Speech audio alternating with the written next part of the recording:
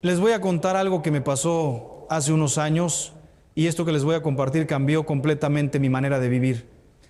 Estaba yo pasando por un momento muy difícil en la parroquia. Había conflictos, había problemas, había gente criticándome, había situaciones que me tenían estresado, sin dormir, sin paz.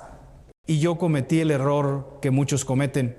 Quise defenderme de todo, quise explicarme con todos, quise corregir cada malentendido, quise responder a cada crítica. ¿Y saben qué pasó? Que entre más hablaba, más problemas se creaban, entre más me defendía, peor se ponían las cosas.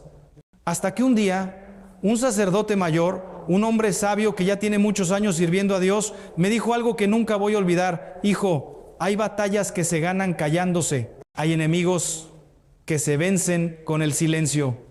Hay paz que solo llega cuando dejas de tratar de controlar todo y simplemente te callas ante Dios. Y ese día aprendí una de las lecciones más poderosas de mi vida, que el silencio sabio, el silencio intencional, tiene un poder tremendo. ¿Saben qué pasa? Que vivimos en una sociedad donde todos quieren hablar, todos quieren opinar, todos quieren dar su punto de vista, todos quieren defenderse, todos quieren tener la última palabra. Y en medio de todo ese ruido, en medio de toda esa necesidad de hablar, hemos perdido algo precioso. Hemos perdido el arte del silencio. Hemos perdido la sabiduría de saber cuándo callarnos. Y esto se los digo con todo el cariño del mundo. Muchos de los problemas que ustedes tienen, muchas de las cosas que les roban la paz, existen porque no han aprendido a callarse. Proverbios 17:28 dice algo hermosísimo. Aún el necio, cuando calla, es contado por sabio. El que cierra sus labios es entendido. ¿Se dan cuenta? Hasta una persona que no es muy brillante puede parecer sabia si simplemente se calla. Y al revés, una persona inteligente puede parecer tonta si habla demasiado o en el momento equivocado. Entonces hoy les voy a hablar de algo profundo, algo que requiere madurez espiritual, algo que va contra todo lo que el mundo enseña. Les voy a hablar de 15 cosas que necesitan eliminar de su vida en silencio. No con grandes anuncios, no con explicaciones largas, no con justificaciones, sino calladamente, sabiamente, sin hacer ruido, porque hay cosas que entre más las explicas, más complicadas se vuelven. Hay decisiones que entre más las justificas, más te atacan. Hay cambios que funcionan mejor cuando los haces sin avisar. La primera cosa que necesitan eliminar en silencio son las relaciones tóxicas. Y esto es poderoso, hermanos. Cuando ustedes se dan cuenta de que hay personas en su vida que solo les traen problemas, que solo les drenan energía, que siempre están criticando, siempre están pidiendo pero nunca dando, siempre están causando drama, la tentación es hacer un gran show, confrontarlos, decirles todo lo que han hecho mal, explicarles por qué ya no quieren tener relación con ellos, hacer un anuncio público de que se están alejando, pero ¿saben qué? Eso generalmente empeora las cosas. Porque esa persona tóxica va a defenderse, va a atacar, va a voltear la situación para hacerse la víctima, va a involucrar a otras personas, va a crear más drama. Y al final ustedes quedan más enredados que antes. La manera sabia es en silencio. Simplemente empiezas a poner distancia. Dejas de buscar a esa persona. Dejas de contestar inmediatamente sus llamadas. Dejas de estar disponible todo el tiempo. Y si te preguntan qué pasa, con educación pero con firmeza dices, he estado ocupado o estoy pasando por un proceso personal. No tienes que dar explicaciones largas, no tienes que justificarte. Y poco a poco, sin drama, sin conflicto, esa relación tóxica va quedando atrás. Y la persona tal vez ni siquiera se da cuenta conscientemente de lo que pasó. Simplemente se fue diluyendo y tú recuperas tu paz sin tener que pelear, sin tener que defenderte, sin tener que crear un escándalo. Les voy a contar algo que vi. Una señora que tenía una amiga que era pura toxicidad. Siempre con chismes, siempre hablando mal de otros, siempre metiéndola en problemas. Y un día, esta señora decidió alejarse, pero en lugar de confrontarla y crear un drama, simplemente se fue distanciando en silencio. Dejó de contestarle tan rápido, dejó de buscarla. Y cuando la amiga la buscaba, era amable pero breve. Y eventualmente esa amistad tóxica terminó sin pelea, sin drama, y ella recuperó su paz. La segunda cosa que necesitan eliminar en silencio son los malos hábitos. Cuando ustedes deciden dejar un mal hábito, un vicio, algo que saben que les está haciendo daño, no tienen que anunciarlo al mundo. De hecho, es mejor que no lo hagan. ¿Saben por qué? Porque cuando anuncian públicamente que van a dejar algo, crean una presión externa. Ahora toda la gente está pendiente. ¿Ya dejaste de fumar? Ya. ¿Dejaste ese vicio? ¿Y si fallan? Lo cual es común en el proceso de dejar cualquier hábito. Ahora tienen que dar explicaciones. Y la vergüenza de haber fallado públicamente puede hacer que se rindan completamente. Pero cuando lo haces en silencio, solo entre tú y Dios, si fallas, te levantas y vuelves a intentar sin toda esa presión externa. Además, cuando la gente no sabe que estás intentando cambiar, no hay nadie tratando de sabotearte, conscientemente o inconscientemente. Y aquí viene algo importante. Cuando finalmente logras vencer ese hábito, cuando ya llevas tiempo sin él, ahí puedes compartirlo si quieres para dar testimonio, para ayudar a otros. Pero el proceso de eliminar el hábito, ese es mejor hacerlo en silencio. La tercera cosa que necesitan eliminar en silencio son las quejas constantes. Y esto es algo que muchas personas necesitan escuchar. Hay gente que vive quejándose de todo, del trabajo, de la familia, del clima, del gobierno, de la iglesia, de todo, y cada queja busca simpatía, busca que otros se unan, busca validación. Pero las quejas no resuelven nada, solo roban tu energía y la energía de los que te escuchan. Filipenses 2:14 dice, haced todo sin murmuraciones y contiendas. No dice quéjense menos, dice sin murmuraciones, cero. Entonces si quieren paz, cállense, dejen de quejarse. Y no tienen que anunciar, ya no me voy a quejar más, simplemente empiecen a hacerlo. Cuando algo les moleste, en lugar de quejarse con todo el mundo, llévenlo a Dios en oración. O si es algo que pueden cambiar, cámbienlo. Pero dejen de estar hablando y hablando de lo mismo sin hacer nada al respecto. Y van a ver algo hermoso. Cuando dejan de quejarse, su energía cambia, su perspectiva cambia. Y atraen cosas diferentes a su vida porque no están vibrando constantemente en la frecuencia de la queja. La cuarta cosa que necesitan eliminar en silencio son las expectativas que tienen sobre otras personas. Muchos de los sufrimientos, muchas de las decepciones que experimentamos vienen de las expectativas que ponemos sobre otros. Esperamos que nuestros hijos sean de cierta manera. Esperamos que nuestro cónyuge actúe de cierta forma. Esperamos que nuestros amigos nos traten como nosotros los tratamos. Esperamos que la gente nos valore como nosotros la valoramos. Y cuando esas expectativas no se cumplen, sufrimos, nos decepcionamos, nos enojamos. Y muchas veces vamos y le reclamamos a la persona, yo esperaba que tú, y creamos conflicto. Pero ¿saben qué? La manera sabia es soltar esas expectativas en silencio. Aceptar que cada persona es quien es, que no puedes controlar a nadie, que no puedes obligar a nadie a ser diferente de lo que es, y que tu paz no puede depender de que otros cumplan con lo que tú esperas de ellos.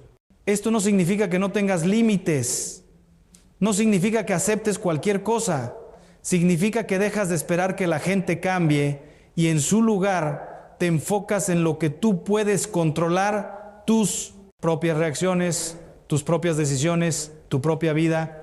Y cuando haces esto, cuando sueltas las expectativas en silencio, sin reclamar, sin hacer drama, encuentras una paz inmensa. Porque ya no estás constantemente decepcionado por lo que otros no hacen. La quinta cosa que necesitan eliminar en silencio es la necesidad de tener siempre la razón. Y esto es difícil para muchos porque el ego se resiste. Nos gusta tener la razón. Nos gusta ganar las discusiones. Nos gusta demostrar que nosotros sabíamos, que nosotros teníamos el punto correcto. Pero ¿saben qué? Hay muchas discusiones que simplemente no valen la pena.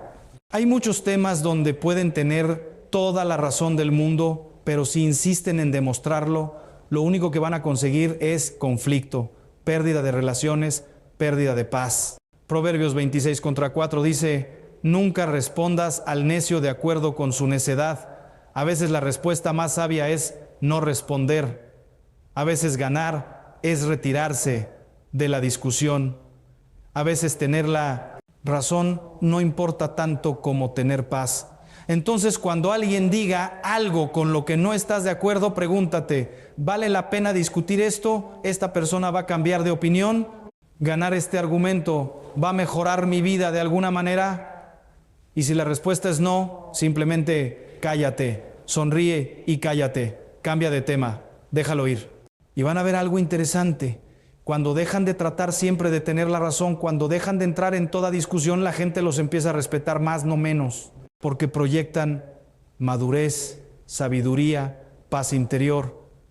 La sexta cosa que necesitan eliminar en silencio es el deseo de venganza. Cuando alguien les hace daño, cuando alguien los traiciona, cuando alguien los trata injustamente, la reacción natural es querer vengarse, querer hacerles pagar, querer que sufran como nosotros sufrimos. Pero la Biblia es clara, mía es la venganza, yo pagaré, dice el Señor. No es nuestra responsabilidad vengarnos, es la responsabilidad de Dios. Y aquí viene algo poderoso. Cuando ustedes sueltan el deseo de venganza, cuando deciden no tomar represalias, no tienen que anunciarlo. No tienen que decirle a la persona, ¿sabes qué? Yo podría vengarme, pero he decidido ser mejor persona. Eso sería orgullo disfrazado de humildad. Simplemente en silencio, en tu corazón, ante Dios, dice, Señor, esta persona me hirió. Yo podría querer venganza, pero te entrego esto a ti. Tú eres el juez justo. Yo elijo perdonar, no por esa persona, sino por mi propia paz. Y confío en que tú harás justicia a tu manera y en tu tiempo. Y cuando haces eso, cuando sueltas la venganza en silencio, algo se rompe. Las cadenas de amargura se caen y tu corazón encuentra libertad.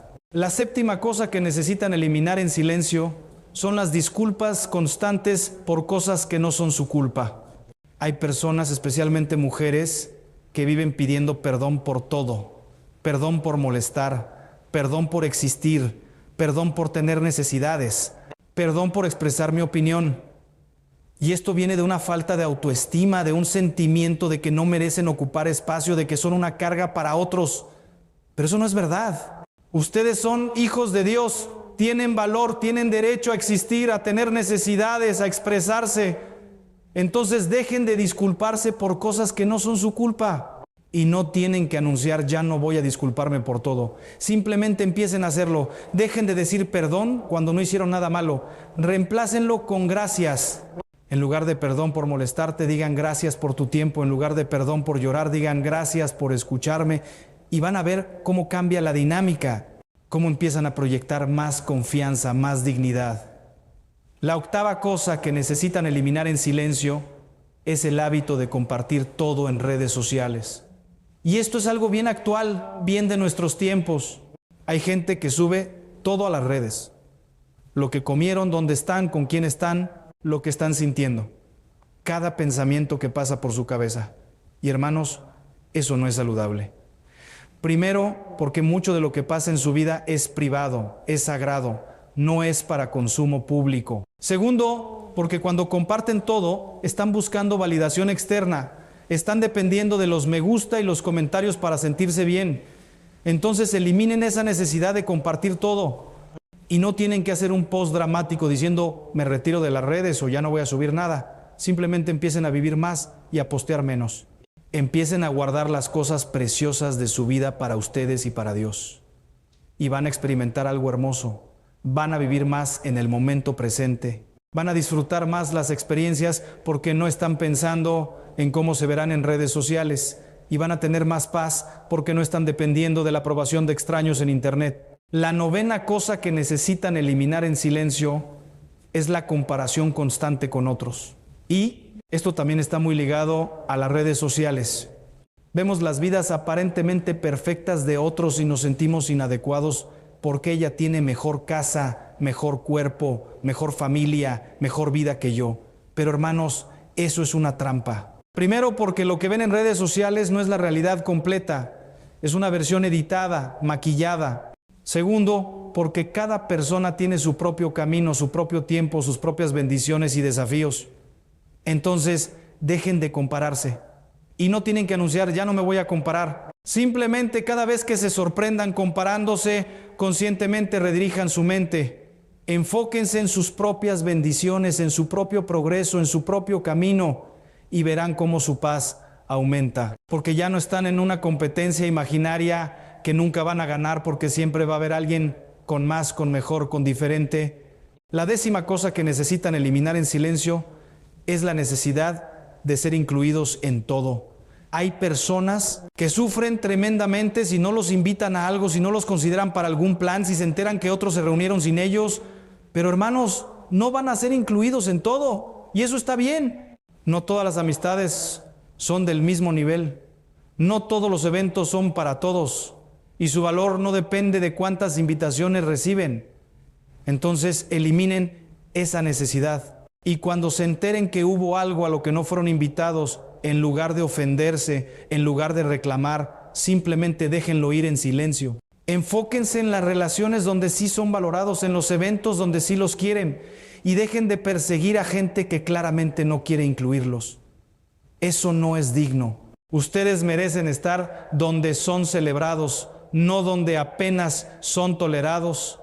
La 11ª cosa que necesitan eliminar en silencio son las conversaciones que no edifican. ¿Cuánto tiempo perdemos en conversaciones vacías, en chismes, en hablar de gente que no está presente, en críticas destructivas?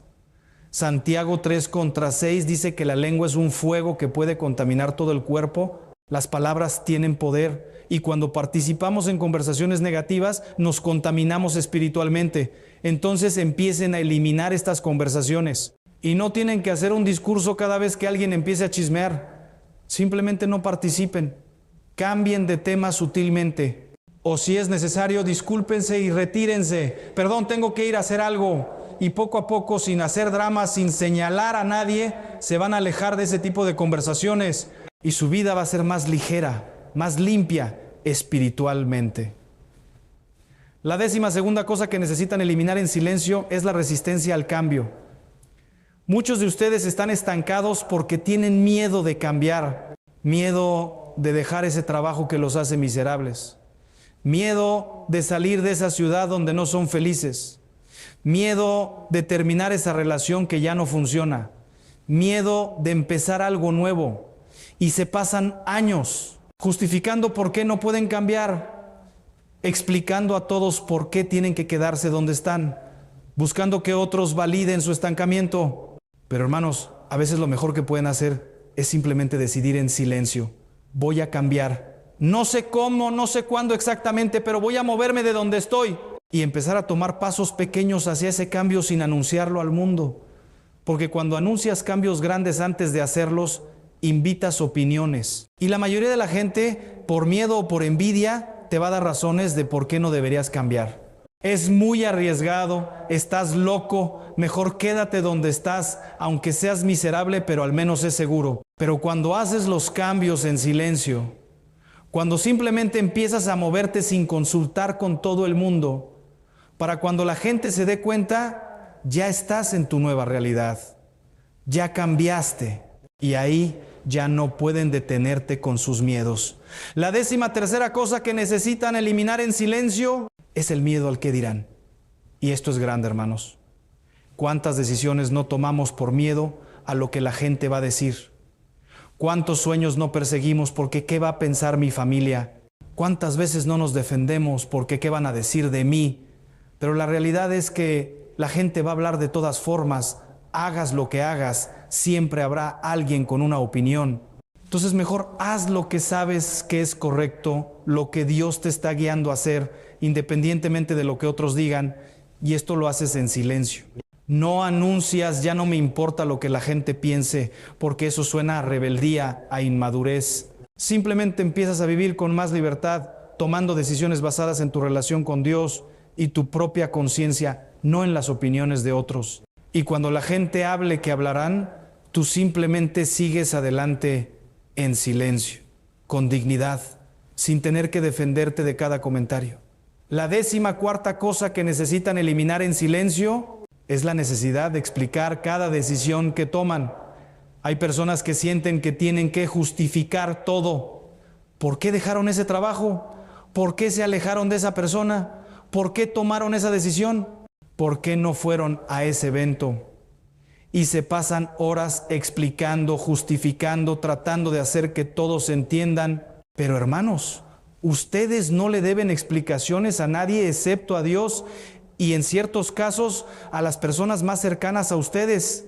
Entonces eliminen esa necesidad. Cuando tomen una decisión importante, no sienten a todo el mundo a explicarles por qué, simplemente háganlo.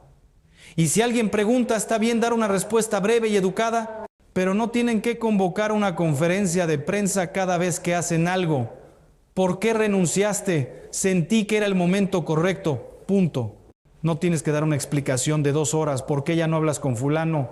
Decidí alejarme de esa relación. Punto. No tienes que listar todos los errores de esa persona. Porque entre más explicas, más te cuestionan. Entre más justificas, más te juzgan. Pero cuando simplemente haces lo que tienes que hacer con confianza, sin dar explicaciones largas, proyectas una madurez que hace que la gente respete tus decisiones.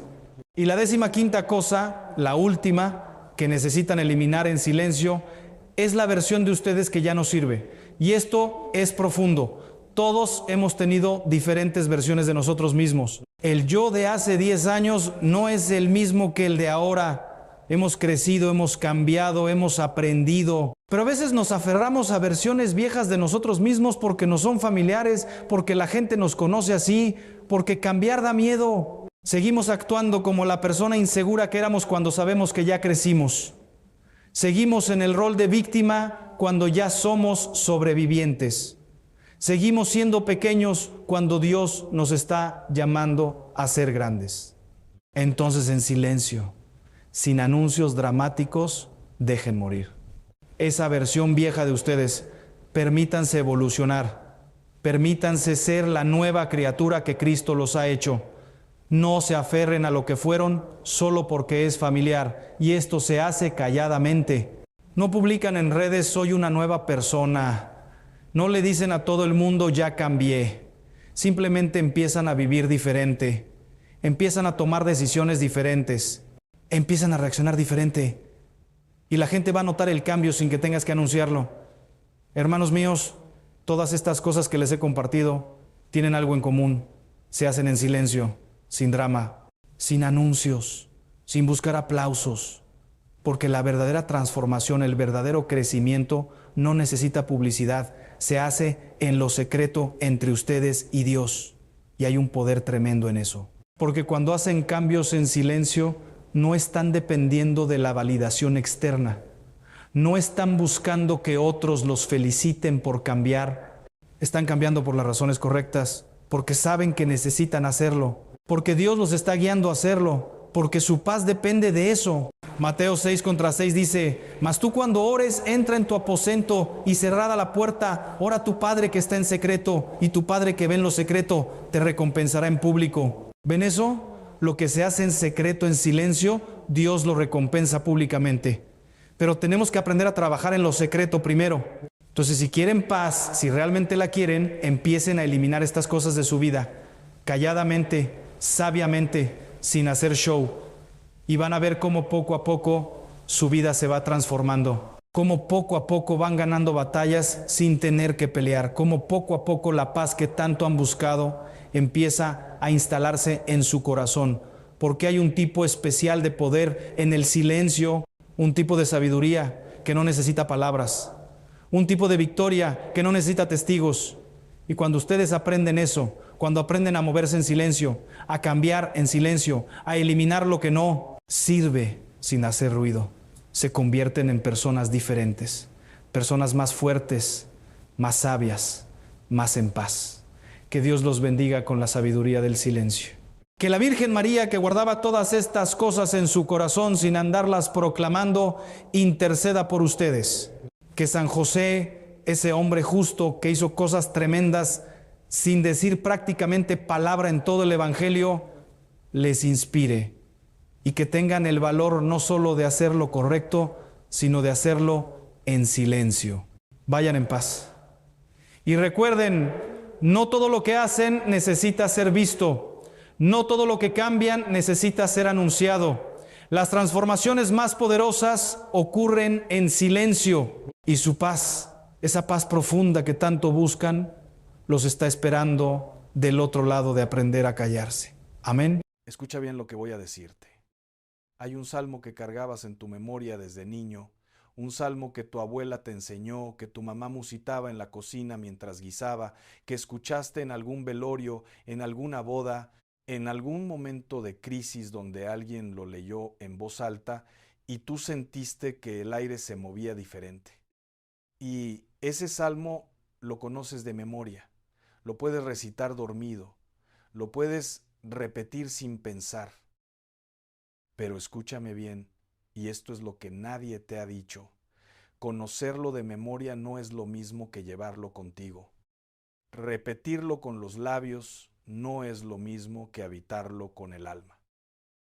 Y ahí, justo ahí, en esa distancia entre recitar y habitar, entre saber y creer, entre pronunciar un versículo y entregarte a él con todo lo que eres, ahí es donde se ha estado escondiendo la bendición que llevas años esperando. Hoy vamos a hablar de ese salmo, del Salmo 23, pero no como lo has escuchado antes, no como poesía, no como consuelo de funeral, no como decoración en una pared.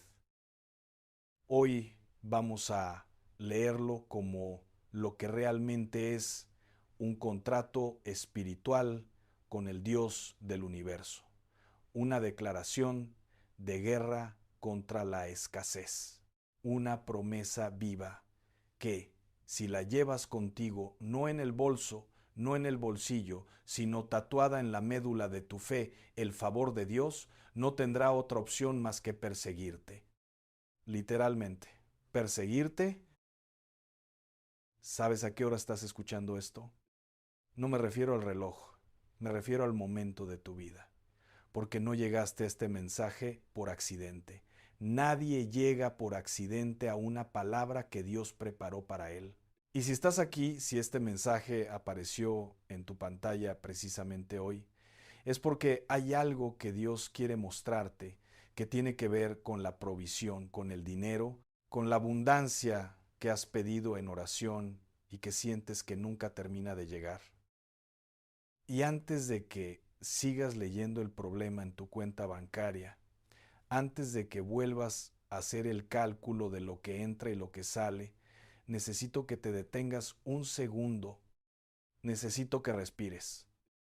Porque lo que Dios tiene para ti en los próximos minutos no es una fórmula mágica, no es un truco, no es una superstición de poner el salmo debajo del colchón o pegarlo en la puerta con cinta adhesiva. Lo que Dios tiene para ti hoy es una revelación. Y las revelaciones cambian vidas, no las decoran, las cambian. Permíteme llevarte a una escena. Son las 3 de la madrugada, estás en tu cama, pero no estás durmiendo. Tienes los ojos abiertos mirando el techo y en tu cabeza hay una calculadora que no se apaga. Deudas, rentas, facturas, la luz, el agua, la despensa que ya no alcanza. Tus hijos duermen en el cuarto de al lado y tú estás ahí en silencio porque no quieres que te escuchen pensar. No quieres que nadie vea esa cara que pones cuando sientes que el mundo se está cerrando. Y en medio de ese silencio, casi sin querer, casi como un reflejo aprendido desde la infancia, tus labios empiezan a moverse solos. El Señor es mi pastor, nada me faltará. Y lo dices completo. Y cuando terminas, el techo sigue igual, las deudas siguen igual, la cuenta bancaria sigue igual. Y entonces viene el pensamiento más traicionero que puede entrar a la mente de un creyente. ¿para qué sirve esto si nada cambia? ¿Te ha pasado eso? No me respondas con vergüenza, respóndeme con honestidad. Porque esa pregunta, ese pensamiento de madrugada, no es blasfemia. Es el grito de un alma que creyó, que confió, que esperó y que no entiende por qué el cielo parece estar en silencio. Y quiero que sepas algo antes de seguir avanzando. Dios escuchó ese pensamiento, lo vio en tu mente antes de que te atrevieras a formularlo con palabras. Y no se enojó contigo, no te abandonó, no te quitó la palabra de la boca. Al contrario, hoy mandó este mensaje para ti. Y si vas a escucharme, necesito que decidas algo en este momento. No te estoy pidiendo que des un salto de fe enorme. Te estoy pidiendo algo mucho más pequeño y mucho más difícil al mismo tiempo. Te estoy pidiendo que estés dispuesto a que lo que sabes de memoria se convierta esta vez en algo que te cambie por dentro. Dispuesto a que la palabra que llevas años recitando te encuentre esta vez con el corazón abierto en lugar de con el corazón blindado. Porque Dios no necesita tu perfección para obrar, solo necesita tu disposición. Pero hay algo que tenemos que resolver juntos, algo que no se puede saltar, algo que no se puede evitar si de verdad queremos entender por qué el Salmo 23 tiene el poder que tiene. Y ese algo tiene nombre. Se llama la brecha de la fe. La brecha de la fe es ese espacio invisible, ese abismo silencioso que existe entre lo que declaras con la boca y lo que crees con el corazón. Es el lugar donde viven todas las oraciones que pedimos, pero que en el fondo dudamos que serán respondidas. Es el lugar donde guardamos las promesas de Dios con una etiqueta que dice ojalá en lugar de amén. Y mientras esa brecha exista, hermano, mientras esa grieta esté abierta en tu fe, todo lo que declares, todo lo que recites, todo lo que pongas en tu bolso o en tu cartera o en tu ropa interior, será solo papel. Quiero que entiendas esto. No estoy hablando de que tu fe sea pequeña. Estoy hablando de que tu fe ha sido herida. Y hay una diferencia enorme entre la fe pequeña y la fe herida. La fe pequeña puede crecer con una semilla. La fe herida necesita primero ser sanada. Y Dios sabe eso. Dios lo sabe mejor que tú. ¿Cuándo fue la última vez que Dios te respondió algo y de todas formas no le creíste? Piénsalo. ¿Cuántas veces llegó la provisión justo a tiempo y tú dijiste fue una casualidad? ¿Cuántas veces se abrió una puerta inesperada y tú la llamaste suerte?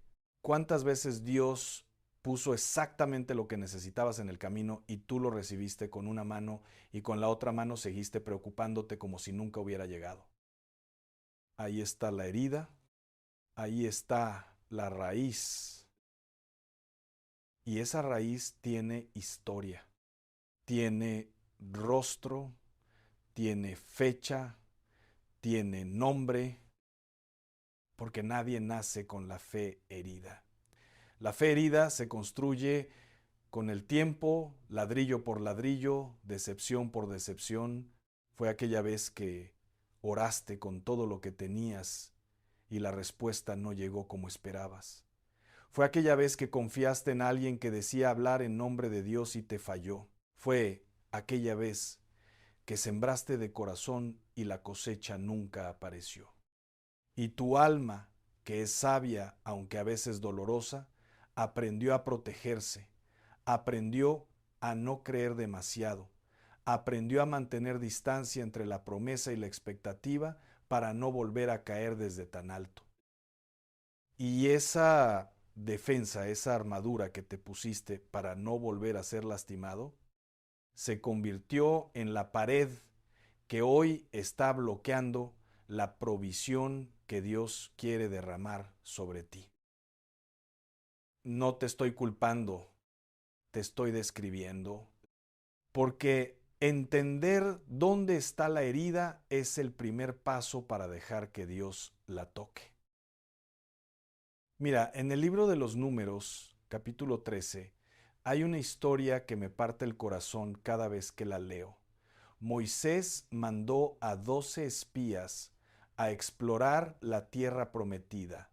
12 hombres, misma misión, mismo territorio, misma tierra. Y 10 de ellos regresaron diciendo, la tierra es buena, sí, pero nosotros somos como langostas comparados con los gigantes que hay ahí. No podemos. 2 de ellos, Caleb y Josué, regresaron diciendo, la tierra es buena, sí, y Dios ya nos la dio, podemos. ¿Sabes qué vieron los 12? Lo mismo. ¿Sabes qué diferencia había entre los 10 y los 2? No era la vista. Era el lente con el que miraban lo que veían. Los 10 se midieron a sí mismos contra el problema, los 2 se midieron a sí mismos contra la promesa. Y ahí, en ese detalle, en ese pequeño pero devastador detalle, se decidió el destino de toda una generación. Pero fíjate en algo más que muy poca gente nota de esa historia. Los 10 espías que regresaron con el mal informe no eran cobardes, no eran malas personas, no eran incrédulos de nacimiento. Eran hombres que habían visto el Mar Rojo partirse, que habían caminado sobre tierra seca donde antes había abismo, que habían comido el maná que caía del cielo cada mañana, habían visto milagros con sus propios ojos. Y aún así, cuando llegaron frente a los gigantes, lo que vieron en el espejo fue su propia pequeñez en lugar de la grandeza de su Dios. Eso es exactamente lo que pasa cuando la fe está herida. No es que no hayas visto obrar a Dios, es que los gigantes del presente borran la memoria de los milagros del pasado. Y entonces vuelves a empezar desde cero, desde el miedo, desde la calculadora de las 3 de la mañana, como si Dios nunca hubiera hecho nada por ti. ¿Con qué lente estás mirando tu situación económica hoy? ¿Te estás midiendo contra el problema, contra la deuda, contra la escasez, contra lo que falta? ¿O te estás midiendo contra la promesa?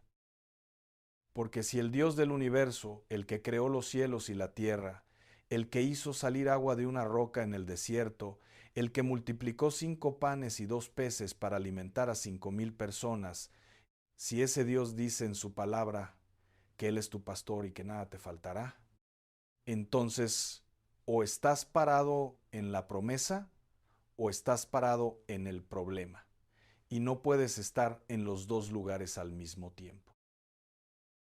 Aquí está el punto de quiebre. Aquí está lo que nadie quiere decir en voz alta desde el altar. El problema no es que Dios no haya hablado. El problema es que llevamos años escuchando la voz de Dios con los oídos del trauma, con los oídos de la pobreza que vimos de niños, con los oídos de la humillación que vivimos cuando alguien nos dijo que éramos demasiado pobres, demasiado insignificantes, demasiado poca cosa para merecer abundancia. Y esas voces, las de la abuela que decía, el dinero no es para nosotros, las del padre que enseñó con su silencio que la escasez era inevitable, las de la cultura que canonizó la pobreza como virtud espiritual. Esas voces se metieron en tu teología sin que te dieran permiso. Y ahora lees, nada me faltará con la voz de quien no espera que sea verdad. Escúchame, quiero que escuches esto con todo tu ser. La pobreza no es una virtud. La escasez no es santa. La carencia no es una señal de humildad espiritual. Dios no glorifica el sufrimiento económico de sus hijos. Dios no quiere que estés mirando el techo a las 3 de la mañana preguntándote cómo vas a pagar la renta. Eso no es fe probada. Eso es fe herida que todavía no ha recibido la sanidad que necesita. Y mira, sé lo que estás pensando ahora mismo. Lo sé porque es el pensamiento que aparece siempre en este momento del mensaje. Estás pensando, pero ¿qué hay de los que sufrieron por amor a Dios? ¿Qué hay de los apóstoles que murieron sin tener nada? ¿No dijo Jesús que era más fácil que un camello pasara por el ojo de una aguja que un rico entrara al reino de los cielos? Buena pregunta. Una pregunta honesta merece una respuesta honesta. Jesús no condenó la riqueza. Jesús condenó la idolatría del dinero. Condenó hacer del dinero un dios. Condenó la riqueza que endurece el corazón, que ciega los ojos a los pobres, que se convierte en el amo en lugar del siervo. Pero ese mismo Jesús que dijo eso, también dijo en Juan 10, versículo 10, yo vine para que tengan vida y para que la tengan en abundancia. Abundancia, no sobrevivencia, no apenas suficiente abundancia. Y el contexto de ese versículo no es el cielo, es la tierra, es ahora, es hoy, es la vida que estás viviendo en este momento. No hay contradicción en la Biblia entre la santidad y la prosperidad cuando la prosperidad es fruto del pacto, no del egoísmo. Cuando Abraham fue bendecido, Dios le dijo que en él serían benditas todas las familias de la tierra. La bendición no terminaba en Abraham, fluía a través de él. Y así es como funciona la bendición de Dios en una vida rendida. No se acumula, se desborda, no se atesora con las manos cerradas, se multiplica con las manos abiertas. Ahora quiero que leas conmigo algo. Quiero que lo leas como si fuera la primera vez en tu vida que lo ves. Abre la Biblia o ábrela en tu mente en Deuteronomio 8, versículo 18. Recuerda al Señor tu Dios, porque es Él quien te da el poder para hacer riquezas a fin de confirmar su pacto. ¿Lo escuchaste? No dijo conténtate con lo poco, no dijo trabaja duro y quizá alcances, no dijo aguanta que en el cielo habrá suficiente. Dijo, Él te da el poder para hacer riquezas, el poder, la capacidad, el don para hacer, no para recibir como limosna, para hacer, para construir, para producir, y, y todo eso para confirmar su pacto. ¿Y cuál es su pacto? Es el mismo que David conocía cuando escribió el Salmo 23. Es el mismo que vivía en cada palabra de ese poema que aprendiste de niño. El pacto de un Dios que se comprometió a ser tu pastor, tu proveedor, tu guía, tu protector. No un Dios lejano que te observa desde arriba a ver si sobrevives. Un pastor. Y un buen pastor no deja que ninguna de sus ovejas pase hambre. Eso sería una vergüenza para el pastor, no una prueba para la oveja. Pero hay algo más, porque el Nuevo Testamento no vino a borrar esa promesa, vino a elevarla, vino a desbordarse sobre ella. Escucha lo que dice el apóstol Pablo en Filipenses 4, versículo 19. Mi Dios proveerá a todas vuestras necesidades conforme a sus riquezas en gloria en Cristo Jesús.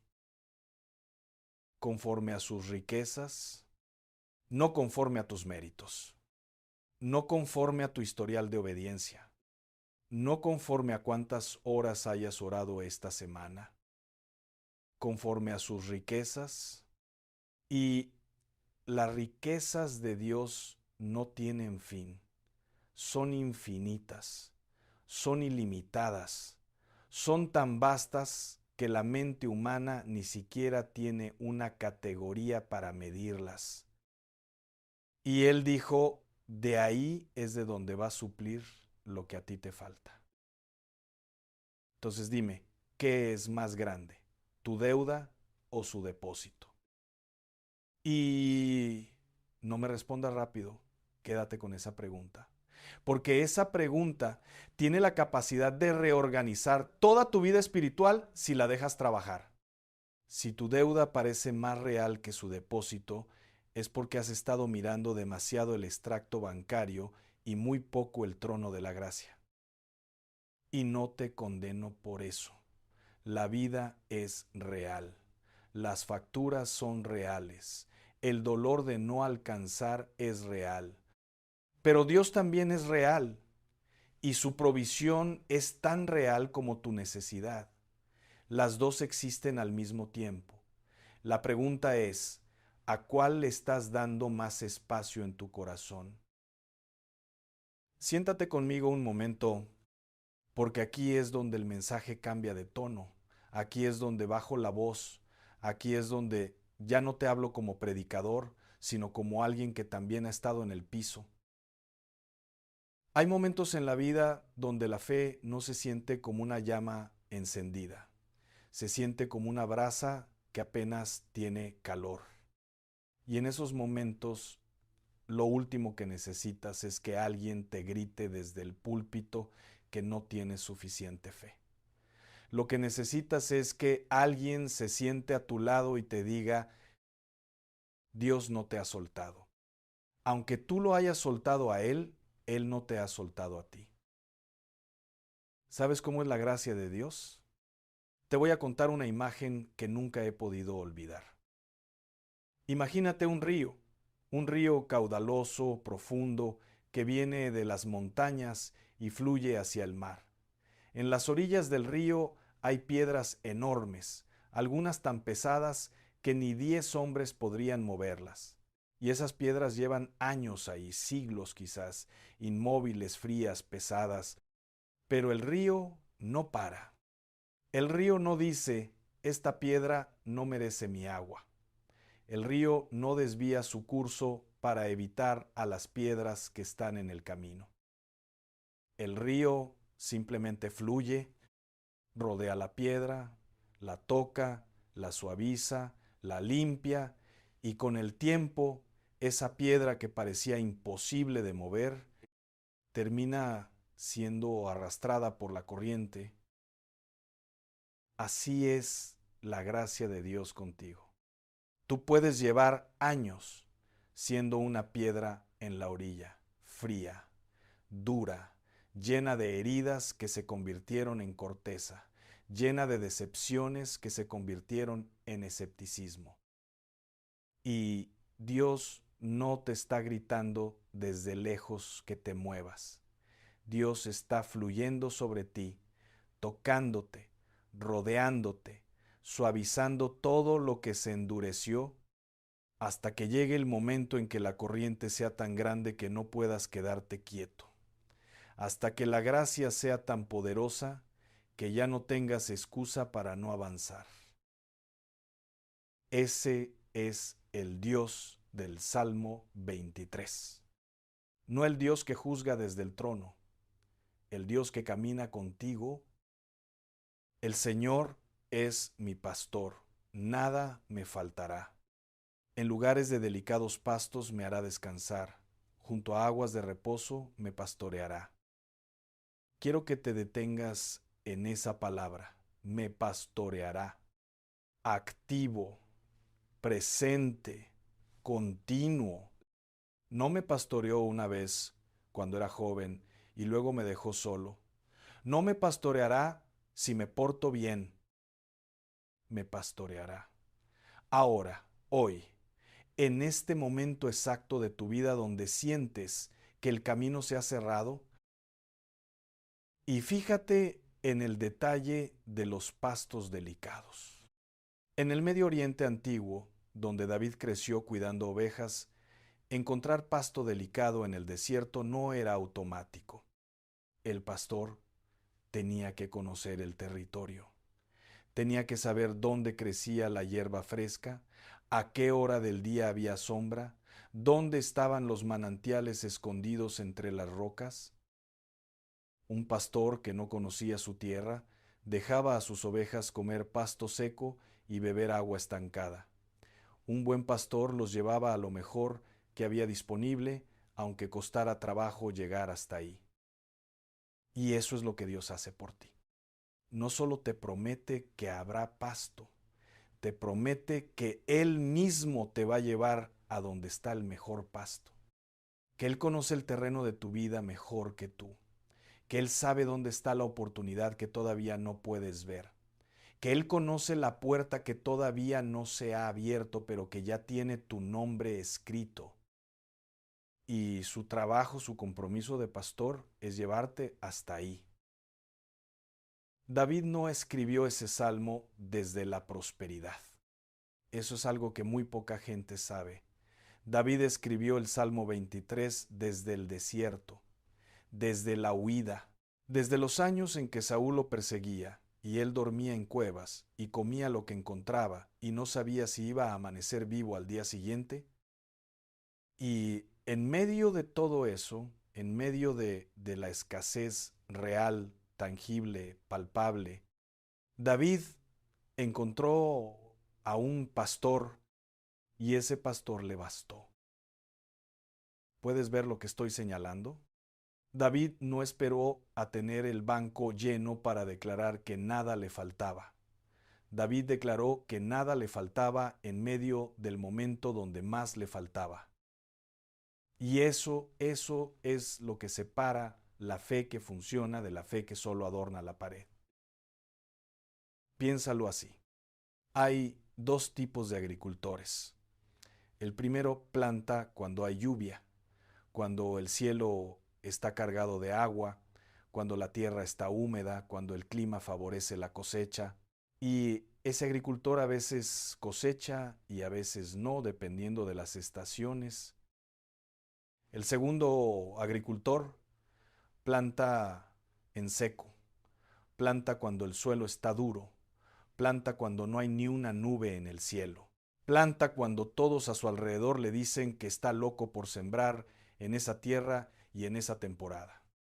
Y ese agricultor, el que siembra en fe, el que siembra antes de ver el agua, ese es el que cosecha cuando los demás todavía están esperando que llueva. La fe que funciona no describe lo que ya tienes. La fe que funciona llama las cosas que no son como si fueran. Lo dice Pablo en Romanos 4, versículo 17. Dios llama las cosas que no son como si fuesen. Y Él nos enseñó a hacer lo mismo, a pararnos en medio de la escasez y declarar: nada me falta, porque mi pastor es el Señor. Y Él no tiene ovejas famélicas. Ahora, quiero hablarte del versículo que cambió todo para mí. El versículo que hace que el Salmo 23 no sea solo un poema hermoso, sino una declaración financiera, una profecía de bendición, un contrato firmado con la sangre del Hijo de Dios. Es el versículo 5. Escúchalo despacio. Aderezas mesa delante de mí en presencia de mis angustiadores. Unges mi cabeza con aceite. Mi copa está rebosando. ¿Lo sentiste? ¿No dice que Dios preparó la mesa después de que los enemigos se fueron? ¿No dice que esperó a que todo estuviera tranquilo para servirte? Dice: en presencia de tus angustiadores, con los problemas mirando, con las deudas ahí paradas, con las personas que dudaron de ti todavía en el cuarto. Dios te pone una mesa, te sienta, te sirve, te unge y hace que tu copa rebose. Quiero que entiendas lo que significa que Dios te unja la cabeza con aceite. En la cultura de David, la unción con aceite no era decorativa, era una señal de consagración, de separación, de propósito divino. Cuando Samuel ungió a David como rey, no lo ungió porque ya tuviera el palacio listo, lo ungió porque Dios lo había elegido mientras todavía estaba en el campo cuidando ovejas. La unción llegó antes que el trono. La declaración llegó antes que la manifestación. El aceite tocó la cabeza de David cuando su vida todavía no lucía como la de un rey.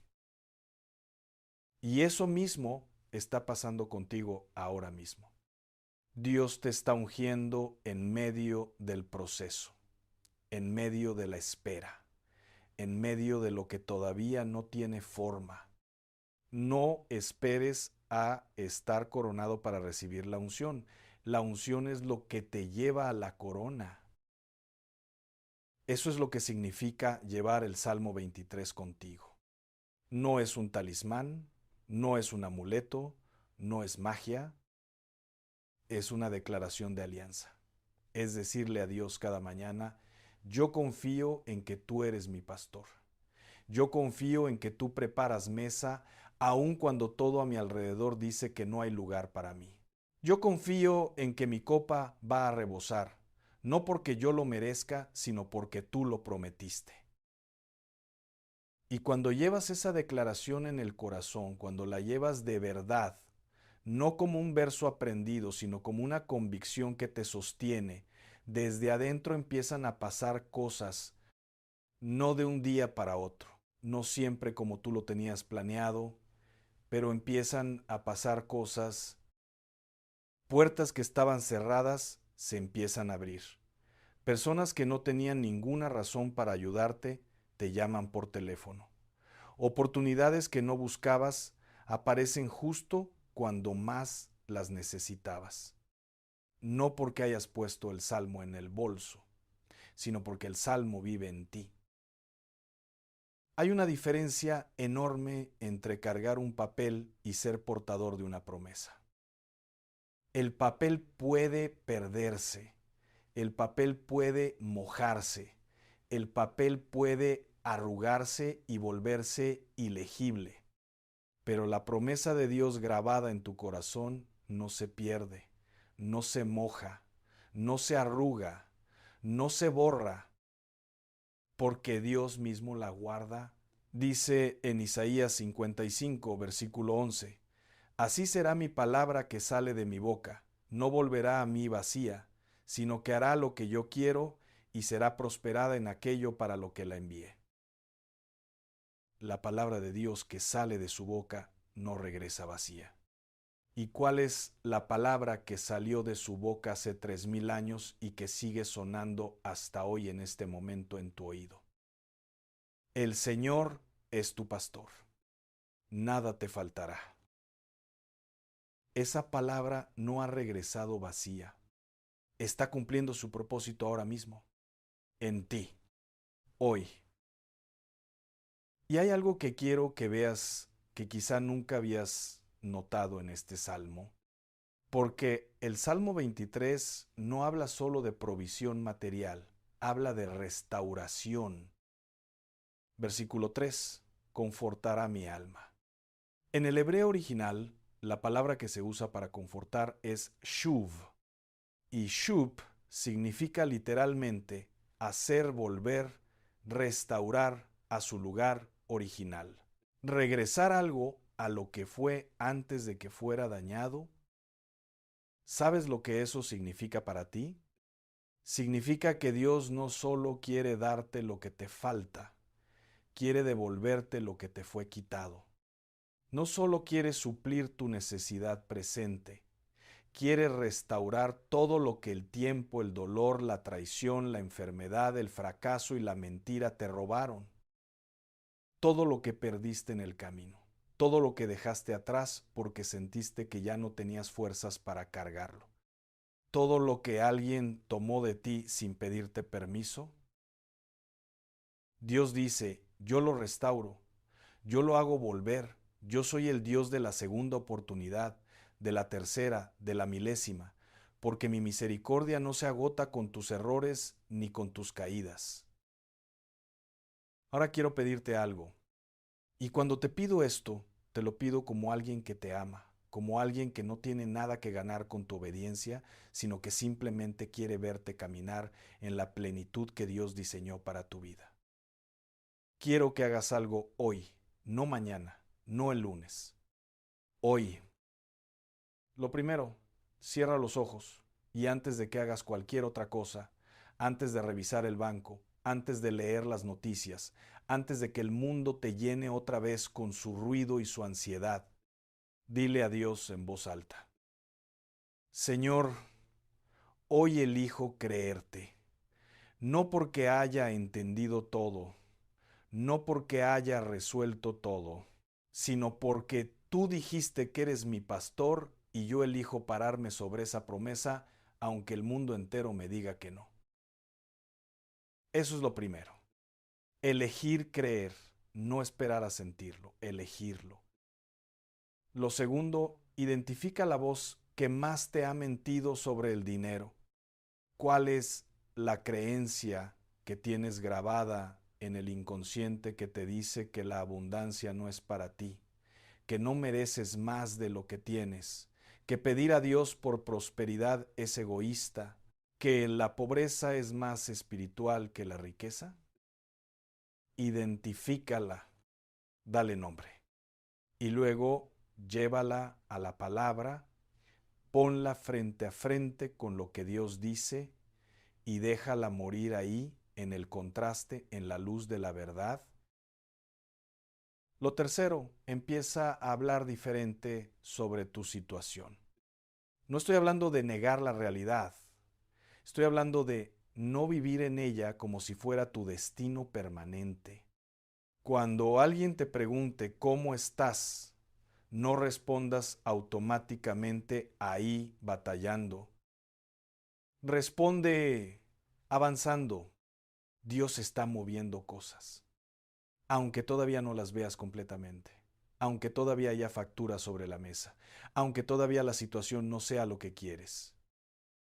Habla desde la promesa, no desde el problema, porque tus palabras tienen peso, tienen dirección y van creando el camino que tus pies van a caminar.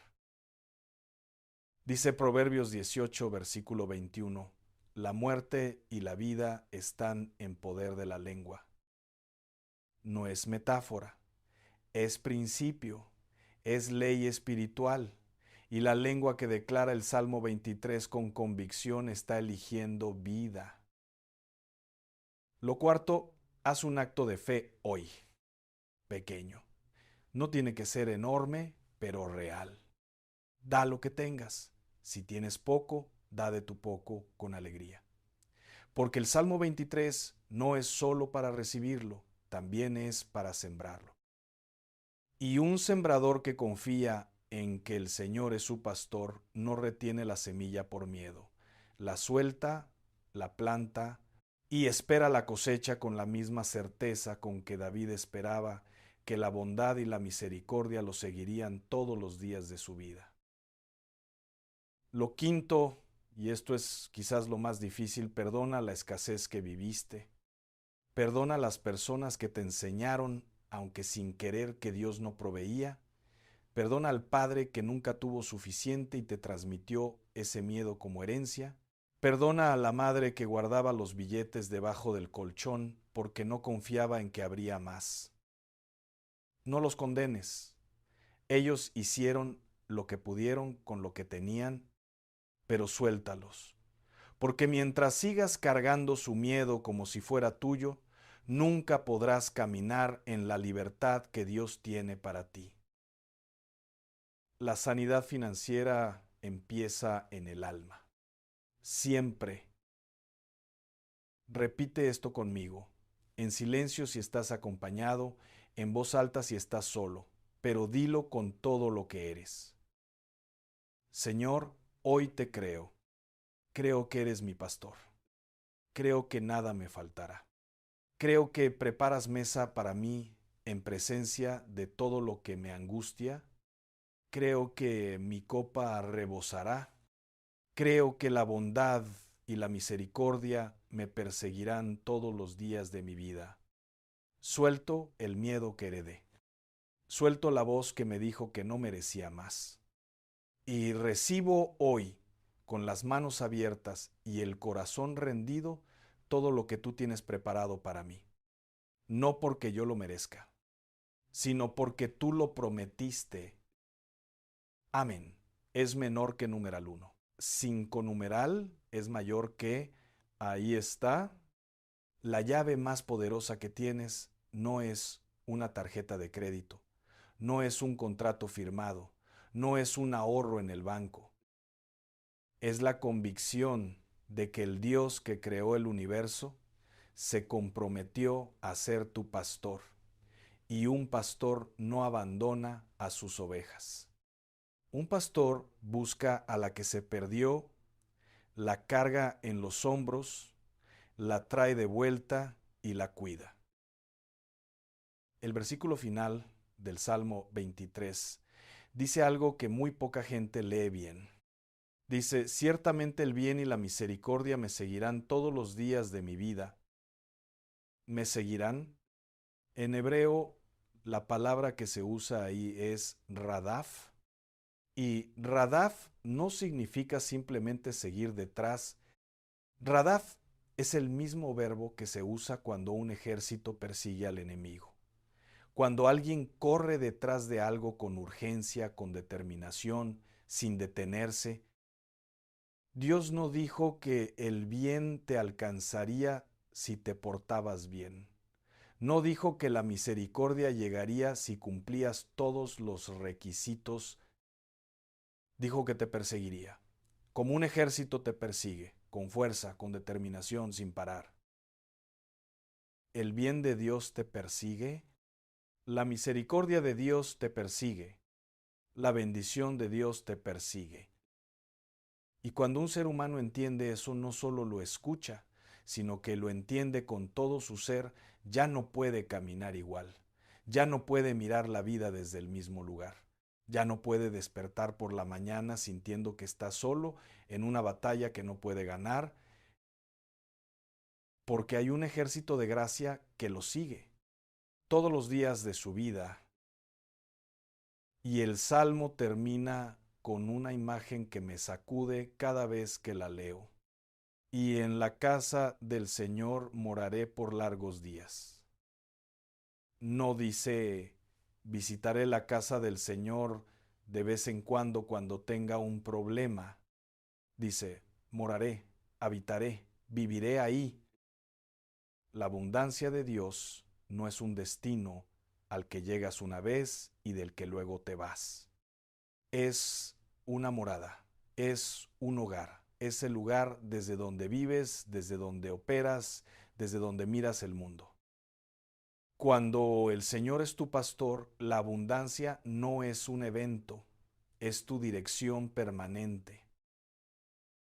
Hay algo que quiero decirte antes de terminar, algo que siento que Dios quiere que escuches directamente, sin rodeos, sin adornos.